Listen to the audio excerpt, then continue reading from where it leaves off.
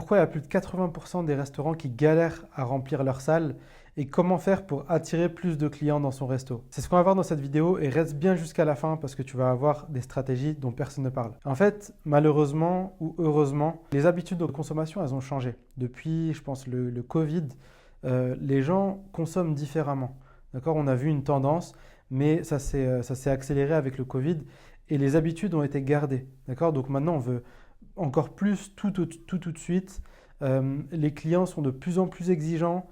Si on ne te trouve pas sur Internet, c'est un peu compliqué. Il y a énormément de choses qui font que voilà, maintenant, le bouche à oreille classique et juste l'emplacement, ça ne marche plus. Pourquoi? Parce que si tu regardes les gens qui vont au restaurant, ils quittent leur domicile et ils vont d'un point A à un point B. D'accord? À part dans les zones ultra touristiques où il y a encore des personnes qui vont aller regarder la carte qu'il y a devant les restos, des choses comme ça. Mais pour la grande majorité des restaurateurs, ça ne se passe pas comme ça. On va dans un restaurant soit parce qu'on est tombé dessus sur Internet, soit parce qu'une personne dont on a confiance nous en a parlé, soit c'est une personne de notre famille, de nos amis, ou c'est une personne qu'on suit généralement sur les réseaux sociaux. D'accord? Donc ça, c'est hyper important de le comprendre et c'est l'erreur commune, moi, que je vois et j'ai accompagné une cinquantaine de restaurants depuis 2022. La majorité du temps, pourquoi il n'y a pas assez de taux de remplissage? C'est parce qu'on compte uniquement sur le bouche à oreille et sur l'emplacement. Donc forcément, quand je parle d'attirer plus de clients, moi, ce que j'explique, c'est que la première chose, ça va être d'optimiser sa présence en local. D'accord? Quand je parle de local, c'est dans les 5, 10, 15 km à la rigueur, mais pas plus. Pourquoi? Parce que ça ne sert à rien que tu sois le restaurant le plus connu à Marseille si toi, tu vends des burgers à Lille. D'accord? Ça paraît logique comme ça sur le papier, mais je te rassure qu'il y a énormément de restaurateurs qui font cette erreur-là. Mais voilà, on a tendance à oublier que ce qu'on veut, c'est avoir des clients dans notre zone. Alors ok, si tu veux développer des franchises et que tu as déjà 10 points de vente, d'accord, là tu peux chercher à développer sur le territoire national, voire à l'international. Mais pour la grande majorité des restaurateurs, remplir sa salle, ça suffit avec 5-10 km autour du resto. Donc ça, c'est la première chose. Donc à mon sens, il faut avoir des compétences sur le fait d'aller chercher justement de la clientèle dans une zone limitée. Parce que c'est comme ça que toi, en tant que restaurateur, tu vas avoir du résultat. Il vaut mieux être ultra connu dans une zone de 5 à 10 km que très connu sur le territoire national et méconnu dans les 5 à 10 km. Parce que les gens qui vont venir chez toi, c'est des gens qui habitent ou qui travaillent à côté de toi. Comment est-ce que tu vas optimiser ta présence locale? Tu as plusieurs choses, mais ça va être une première chose de travailler sur ta fiche d'établissement Google parce que aujourd'hui, depuis le Covid, on va dire, les habitudes, encore une fois, ont changé. L'inflation fait que les gens, et je vais être clair, ont de moins en moins d'oseille. D'accord? Les salaires ne bougent pas, mais tout augmente. Donc forcément, tout ce qui va être plaisir, etc., ça passe un peu de côté. Okay? Donc ça, il faut le savoir. Aujourd'hui, c'est pas choquant de voir une personne qui va avoir un parcours client, de se dire « Ok, je suis tombé sur ce restaurant sur Instagram, je vais vérifier les avis sur Google et ensuite, je vais en parler à mon conjoint et ensuite, on va se programmer pour y aller à telle date et on va mettre Waze et on va aller du point A à un point B. » D'accord? C'est comme ça que ça se passe pour la majorité des Français aujourd'hui. Et voilà, peut-être que ça va être encore pire dans les années à venir. En tout cas, l'oseille, c'est un vrai problème. D'accord? Donc, l'idée, c'est quoi? C'est que tu puisses, toi, être la solution chez qui les gens veulent aller se divertir, changer d'air, bien manger, passer un bon moment entre copines, passer une bonne soirée, passer un bon moment entre collègues.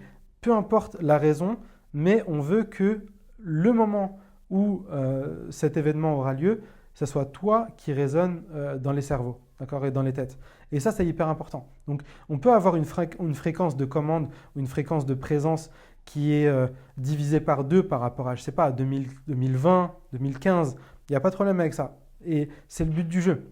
Pourquoi? Parce que y a de plus en plus de concurrence, il y a moins d'oseille, forcément. Donc voilà, c'est normal que si avant tu étais le seul restaurant de ta rue et qu'aujourd'hui il y en a 4 ou 5 qui font la même chose que toi, forcément vous partagez la part du gâteau.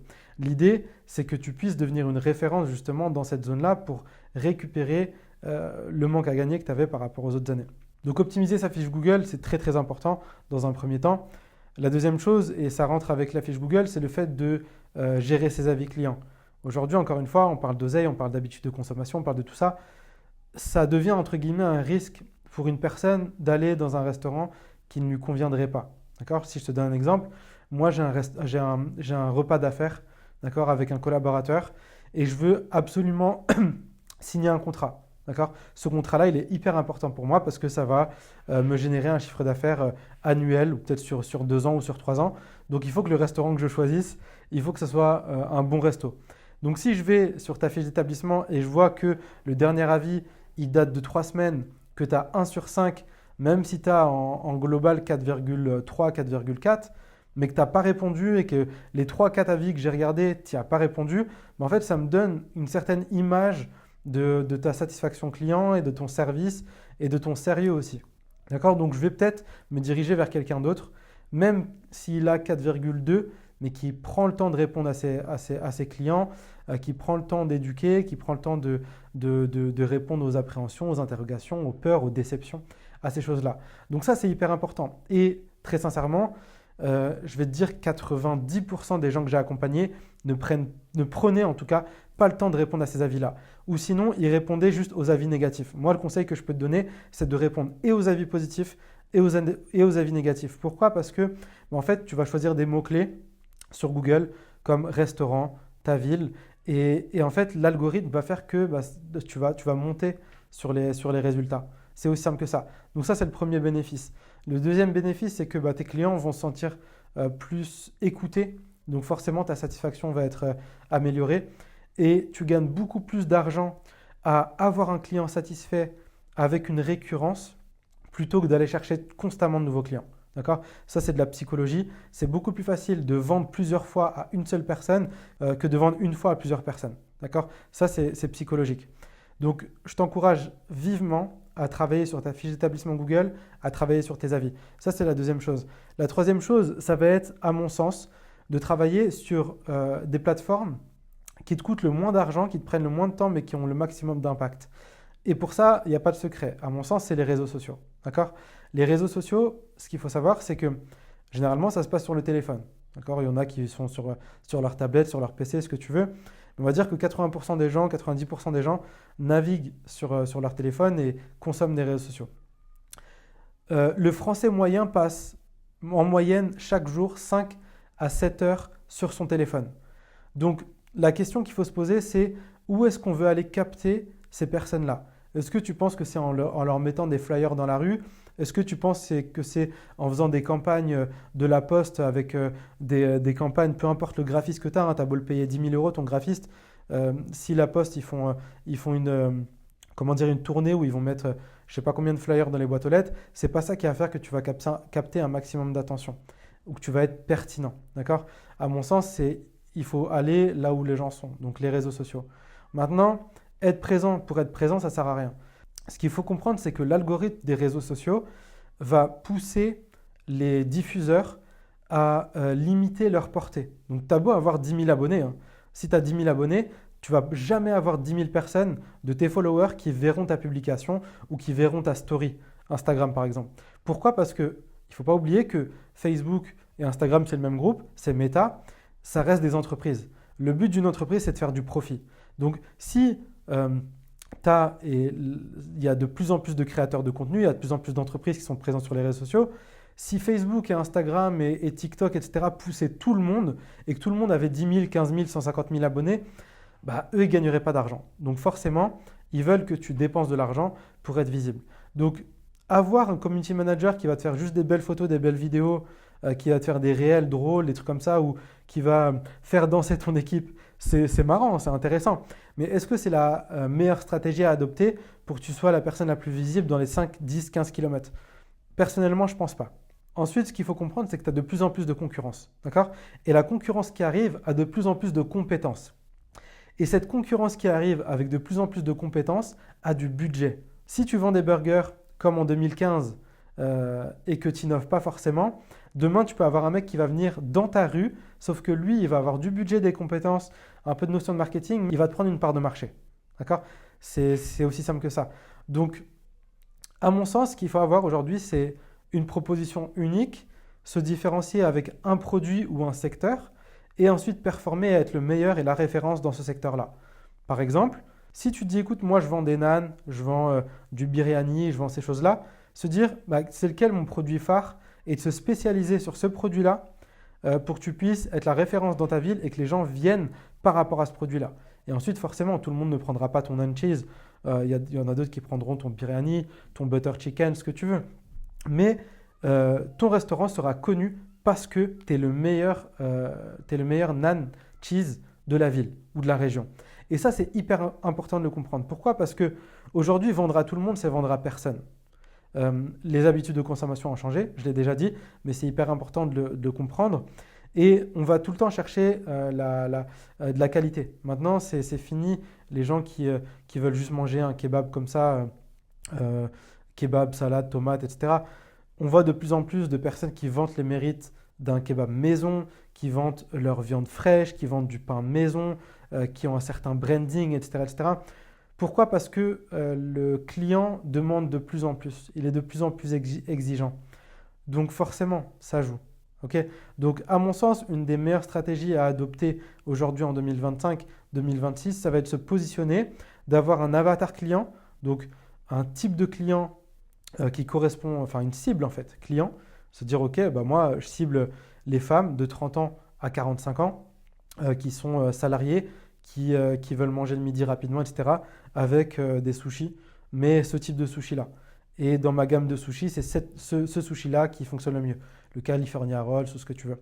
Donc l'idée, c'est vraiment ça, c'est d'avoir un positionnement. Après, si tu veux partir sur un secteur ou une niche, te dire, ok, moi je veux être le restaurant halal le plus coté de la ville, c'est possible aussi. Mais vraiment de se nicher et pas chercher à vendre tout et n'importe quoi à tout le monde, parce que c'est la meilleure façon de plaire à personne. Aujourd'hui, tu ne peux plus recruter comme tu recrutais avant. Aujourd'hui, les gens ne font pas attention qu'à l'argent. Il y a 30 ans, 40 ans, les personnes gardaient leur travail pendant 20 ans, 30 ans, 40 ans. Il y en a qui ont fait carrière uniquement dans une entreprise. D'accord? Sauf qu'aujourd'hui, la génération 80, 90 et plus, c'est des gens qui vont changer de travail et qui vont avoir peut-être 10, 15, 20 entreprises tout au long de leur carrière. Il faut que tu fasses attention au bien de tes employés. Donc forcément, il faut que tu fasses attention à la formation, il faut que tu fasses attention à ton team building, il faut que tu fasses attention à leurs humeurs, il faut que tu fasses attention à toutes ces choses-là qui font que le succès de ton restaurant aujourd'hui, il dépend aussi de tes employés. Donc comme tu dois allouer des ressources à tes employés, tu dois aussi chercher à automatiser ton acquisition client. Et la meilleure façon d'automatiser ton acquisition client, c'est de mettre en place un système qui va travailler pour toi. D'accord? Pour attirer des clients. Parce que si tu dois tout le temps prendre des photos, les publier, aller chercher des clients, etc., en fait, c'est le serpent qui se mord la queue. Okay? Aujourd'hui, on peut travailler avec l'intelligence artificielle. Tu as énormément de ressources pour pouvoir automatiser ton acquisition client. Il faut le savoir qu'on peut le faire. Mais une fois que ce système-là est mis en place, ça tourne tout seul. Et finalement, tu peux avoir constamment de nouvelles personnes qui vont venir dans ton restaurant, soit des gens qui passent dans ta zone, soit des habitués, soit des gens qui sont tes voisins, peu importe. Mais avoir un flux de nouveaux clients. D'accord? Et ça, c'est hyper, hyper important. Moi, c'est ça que je mets en place. C'est un système d'acquisition client. Donc forcément, on passe par les fondations, on clarifie l'offre, on va travailler sur l'avatar client, on va voir toutes les frictions qui feraient qu'une personne viendrait ou pas dans le resto. Une fois qu'on a mis ça en place et qu'on a défini notre stratégie, on va passer à l'acquisition client. Et comment est-ce qu'on va aller capter de nouvelles personnes? Comment est-ce qu'on va aller capter l'attention? Comment est-ce qu'on va donner envie aux gens de venir en groupe, seul, en couple, ce qu'on veut? D'accord? Et une fois qu'on a fait ça, comment est-ce qu'on va faire pour que cette personne qui est venue une fois prenne l'habitude de revenir régulièrement? Comment augmenter la fréquence de commande? Comment augmenter le taux de remplissage du restaurant? D'accord? Et comment satisfaire? Parce qu'une personne, encore une fois, qui est contente va revenir et c'est là qu'on gagne de l'argent. Attirer une personne, lui vendre ton tacos et qu'il vienne une fois et plus jamais, ça ne sert à rien. Aujourd'hui, le but, c'est de créer des communautés. Aujourd'hui, un restaurant, c'est une marque. D'accord? C'est une marque. Donc, il faut que tu aies une identité, il faut que tu sois proche de tes clients. Et ça, c'est le travail le plus difficile à mettre en place. C'est ce qui prend le plus de temps. Mais c'est là où il y a de l'argent.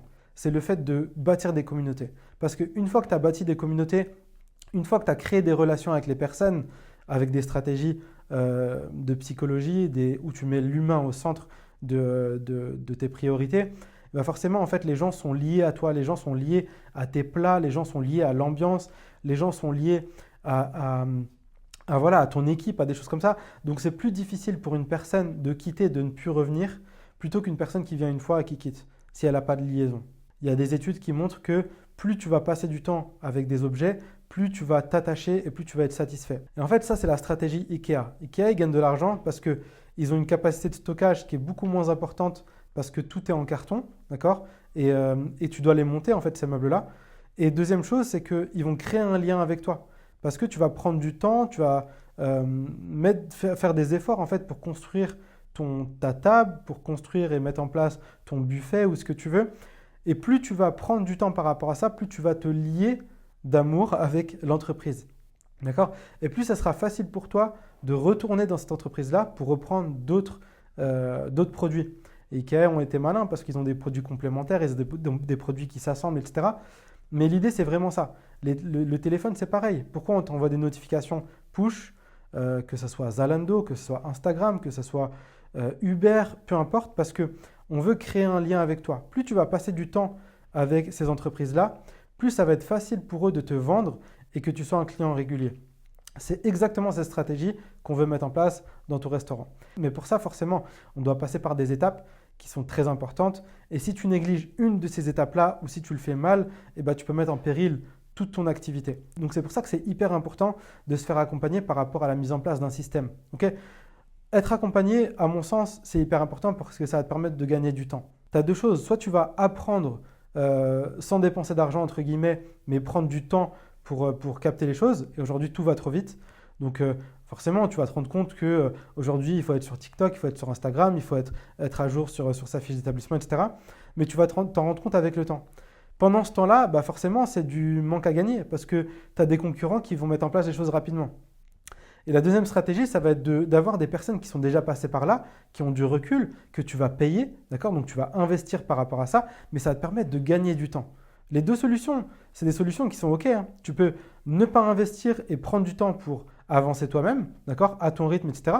Mais tu vas laisser de l'argent sur la table, ou tu peux investir de l'argent pour gagner du temps. Dans tous les cas, tu vas jouer sur la partie oseille et jouer sur la partie temps. D'accord? Seule différence, c'est que tu as aussi le facteur charge mentale qui rentre en compte et tu as aussi le facteur charge tout court. Les salaires, les loyers, le manque de chiffres, etc., etc. Et comme promis, une des stratégies que je peux t'offrir, c'est la stratégie d'influence marketing. Cette stratégie-là, elle est simple, c'est d'utiliser la communauté d'une autre personne pour pouvoir mettre en avant ton service, ton restaurant. D'accord? Donc, prendre une personne qui a 5 000, 10 000, 100 000 abonnés, l'inviter dans ton restaurant, lui faire goûter tes plats. Si elle est contente, elle fait une vidéo et boum, tu vas avoir potentiellement sa communauté qui va se greffer à ton restaurant et pouvoir avoir de nouvelles personnes. Ciao.